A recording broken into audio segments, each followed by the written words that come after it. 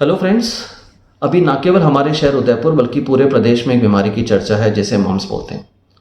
Mums की बीमारी हमारी लार की ग्रंथियों को प्रभावित करती हैं, जो कि मेनली पैरोटिड या फिर सबमैंडिबुलर ग्लैंड होता है। ये बीमारी एक तरह के वायरस जिसे कि पैरामेक्सो वायरस बोलते हैं उसके द्वारा फैलती है। और इस बीमारी के बारे में जानना ज़रूरी इसलिए ज़्यादा हो जाता है, एक तो इस बार ये अनयूजुअली रूटीन में जितनी तेज़ी से या जितनी मात्रा में होता है उससे कहीं ज़्यादा मात्रा में देखी गई है।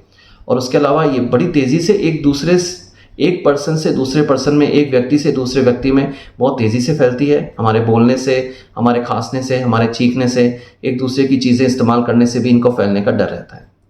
और दूसरा, इसके कारण कुछ कॉम्प्लिकेशंस होने की संभावना रहती है, जो हमारे कान में सुनने को प्रभावित कर सकती है, हमारे मस्तिष्क को प्रभावित कर सकती है, हमारे टेस्टिस में स्वेलिंग, अंडकोश में स्वेलिंग कर सकती है और हमारे पेट में को भी प्रभावित कर सकती है। ये बीमारी रूटीनली शुरुआती दौर में एक बुखार आना, शरीर में दर्द होना, कमज़ोरी होना, इस तरह से प्रेजेंट करती है। पर धीरे धीरे लार की ग्रंथियों की सूजन, जो कि कान के नीचे की सूजन, इनसे आगे बढ़ती है।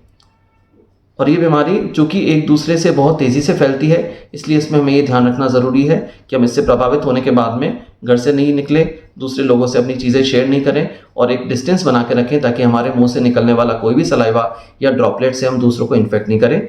और बच्चों को हम स्कूल के लिए कम से कम 1 से 2 हफ्ते का ब्रेक दें, ताकि हम दूसरे बच्चों को भी इससे संक्रमण को बचा सकें।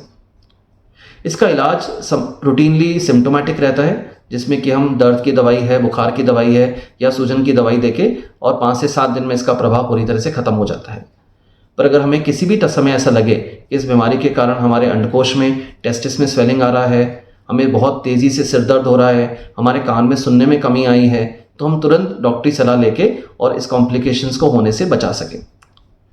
इसके लिए एक वैक्सीन होता है जिसे कि MMR वैक्सीन बोलते हैं, जो रूटीनली एक इम्यूनाइजेशन प्रोग्राम के तहत सबको लगाया जाता है। अगर किसी कारण से हमें वो नहीं लगा है तो हम ये वैक्सीन को लगवा के आने वाले इन्फेक्शन से हम बच सकते हैं।